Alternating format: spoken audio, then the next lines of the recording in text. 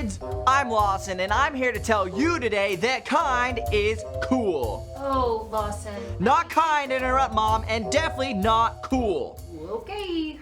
Anyhow, I've got this super awesome story today I heard from this kid Owen in my cousin's scout troop. Now, Owen cannot believe it when he finds out a babysitter is coming while Mom goes out that evening. He says, I'm 11. I don't need a sitter. But his mom says she's gonna be out really late. And she asks, can you really take care of your sister all evening? Without fighting. And Owen has to admit that could be a problem. And Mom tells them, Miss Loudon will be here at 6. And Owen complains, she smells weird.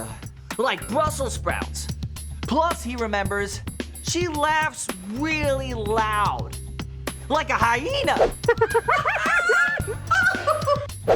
When Miss Loudon arrives, Owen says, I'm too old for a sitter, you're just here for Elise. And Miss Loudon agrees. Of course, Owen. For dinner, Miss Loudon fixes tuna broccoli casserole with chocolate liver sauce.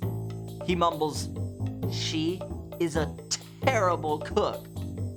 After dinner, Miss Loudon suggests, let's make oatmeal raisin cookies. But Owen is like, I don't think so. And then Miss Loudon offers to read aloud her favorite book, Little House on the Prairie. And Owen shakes his head, no thanks. And then he stalks out. Owen decides he's gonna hide in his room for the rest of the night. But then, he can hear her reading all the voices to Elise. And then he realizes she's just trying to be nice. So Owen heads back downstairs and he says, I thought you could use this while you read. And then he suggests that maybe they could make oatmeal cookies, but with chocolate chips. And they add M&Ms too, plus gummy bears and sprinkles and fruity pebbles. So kids, always remember that a weird laugh is better than no laugh. And don't forget that kindness is showing others they're valuable by how you treat them. Hey Mom, you want a cookie? Oh, that's really nice, Lawson. But I think you should take a look at your shirt. Your kind is cool, so what? Look again, bud. Kid is cool. Oh, thanks. Okay, all right. I gotta go find a Sharpie real quick. I'll be right back. See you guys next time. Bye. Ow.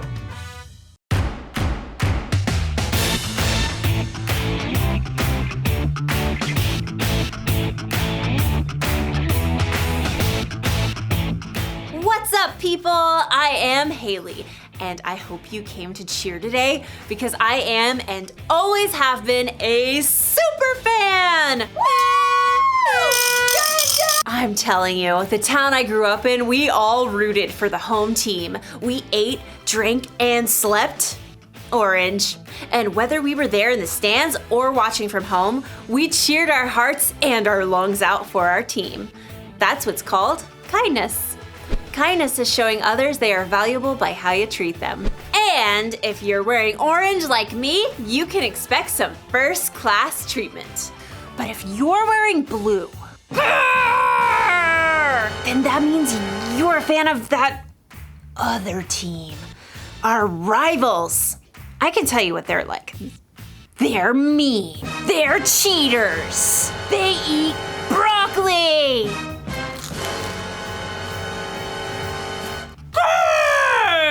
They're pretty scary. I've actually never met one in person, but that's what I've heard. I am not a fan. Not a fan. You know, if I saw someone on that blue team lying on the side of the road, you know what I'd do? I'm actually not sure what I would do. I'm not sure. But today's Bible story will help us know what we should do. Broccoli. The Bible. It's 66 books of history, stories, letters, and poetry that fit together to form God's one big story. The epic adventure of how He created us and loves us so much that He made a way to rescue us. As we travel through the Bible, from Genesis to Revelation, we discover people who met God and found their lives changed forever. Now, for an amazing story, inspired by the book of Luke, chapter 10, verses 25 through 37. Everywhere Jesus went, crowds of people followed. His popularity made the religious leaders kind of nervous, how he turned their expectations upside down. What is he up to anyway? So they began to look for ways to trip him up. One day, a law expert saw his chance to test Jesus. Teacher, what must I do to inherit eternal life? Jesus turned the question right back on the law expert. What is written in the law? How do you read it? Love the Lord your God with all your heart and with all your soul and with all your strength and with all your mind. And love your neighbor as yourself. You have answered correctly. Do this and you will live. But the law expert wanted to discover the very least he could do to obey the law, so he got tricky. Yes, but really, who is my neighbor? Jesus looked directly at the law expert and he saw what was in his heart. So Jesus began a story. A man was going down from Jerusalem to Jericho. Now, if Jesus were to tell this story today, it might go something like this. There's a man that we'll call Ben, who needed to travel from Jerusalem to Jericho. It was a lonely, rugged road, but he was well prepared. Got my water skin, got my quail jerky, got my snake repellent, got my large number of clinking gold coins. Stick 'em up! Uh-oh, forgot my mace. A band of robbers attacked Ben. They took everything, leaving him half dead by the side of the road. Help! Please, help me. There was no one to hear. The sun beat down. Shadows shifted as the day wore on. At last, he heard footsteps. Through shimmering heat, he could barely see a man in khakis and a blue button-down shirt. In the beginning, let me Google the Greek word for beginning. That'll make me sound more intelligent. The man was a preacher working on his Sunday sermon. Help me! The preacher spotted Ben lying there in the dust, but he immediately looked down at his phone, pretending not to see. Instead, he crossed to the other side of the street, putting as much space between him and Ben as possible. Please! But the preacher was gone. Ben's throat was dry now. He could barely swallow. Finally, he saw someone else. I've got peace like a river, I've got peace like a river, I've got peace like a river in my soul.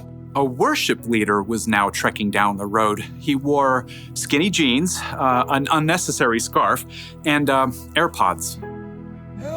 Help me! Well, the worship leader definitely saw Ben, but he cranked up the volume on his AirPods and shimmied to the other side of the road as he passed. I've got peace like a river, I've got peace like a river, I'm gonna run away. As the man's voice faded away, Ben was left in despair. Shadows lengthened as evening approached. Once again, Ben heard someone coming. Turning his head, he could just barely make out a donkey. Perhaps he could tell from the way the person was dressed that this person wasn't a Jew. He was a Samaritan. Oh no. Jews and Samaritans were enemies. Even though the two groups were related, there was a history of bitter conflict between them, and the Samaritans worshiped God in a different way than the Jews did. Long story short, a Samaritan would have been the last person Ben would have wished to find him. What's that by the road? Instead of ignoring Ben, though, the Samaritan man slowed down and got off his donkey. Oh no, who did this? The Samaritan quickly rummaged for supplies in his bag. Here, have some water. Those are nasty gashes. I've got oil and wine to clean them out. The Samaritan bandaged Ben's wounds and hefted him onto his own donkey. Steady. Hey, wrap your arms around his neck, like this. By the time darkness fell, the Samaritan brought Ben to an inn where the injured man could recover. Thank you. Thank you. In the morning, the Samaritan gave the innkeeper some money. Please, take care of this man. I'll return and pay you back for any extra expenses. Goodbye. Thank you. When Jesus finished the story, no one said a word. He looked directly at the law expert. Which of these three do you think was a neighbor to the man who fell into the hands of robbers? The law expert fidgeted. To admit that the Samaritan had acted as a true neighbor was to say that everyone is a neighbor, no matter how different they may be. I suppose in this case, one would have to say the man who had mercy on him. Go and do likewise. Jesus' story was clear. Love your neighbor as yourself isn't limited to just the people in your neighborhood. Your neighbor means anyone who needs you to show them God's love.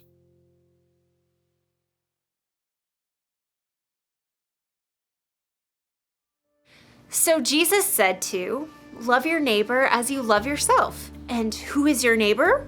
Well, it's the person who lives next door to you, or in your apartment building, or in your neighborhood, or the town you grew up in, or your country, or your planet. In short, your neighbor is everyone. That includes people who look different from you, people who believe different from you, people who have more money than you or less money than you, everyone. Jesus said we should go and be kind to all of those people. It kind of makes me think of the fans of that blue team. If I'm supposed to be kind to everyone, that includes them. But how? How can I be kind to someone who's so different? Maybe I could try putting myself in their shoes. Whoa. Well, that's a start. What else can I do? Maybe I can find out more about the Blue fans so I can see what we have in common. Like, I'll bet they grew up rooting for their team just like I did. I'll bet they cheered their hearts and their lungs out. And I bet they ate, drank, and slept blue too. Maybe we're more alike than we think. Or maybe we're just different, and that's okay. In fact, it's incredible to know that there are billions of people with all kinds of differences all over the world. So here's the one thing for us to remember today. Be kind to people who are different from you. Don't just think about what you'd want or need. Put yourself in their jerseys and think about what they'd want or need. It really is possible to be kind to everyone. You know, I hate to admit it, but I look good in this color. And another thing, broccoli? It's really not that bad. Bye, superfans!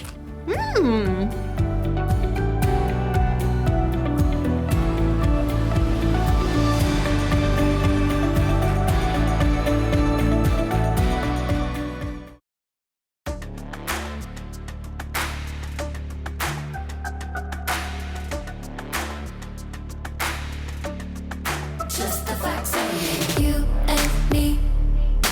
We don't see anything identically. Oh, it's the truth. Me and you, we feel and do differently. But now I think it's time I walk across these lines. You don't look like me, don't act like me, don't even think a thought like me. But you matter to me, definitely. It don't matter, cause you matter. Kindness fits everybody. Everybody wants kindness. Kindness serves everybody. Everybody needs kindness. Kindness fits everybody. Everybody wants kindness. Kindness serves everybody. Everybody needs kindness. Whoa.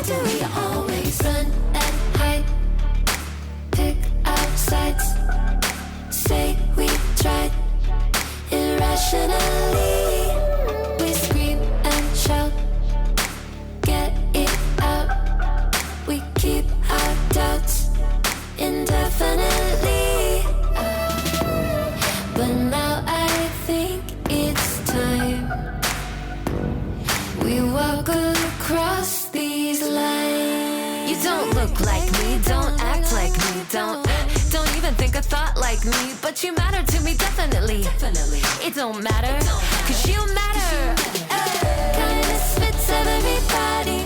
Everybody wants kindness. Kindness serves everybody.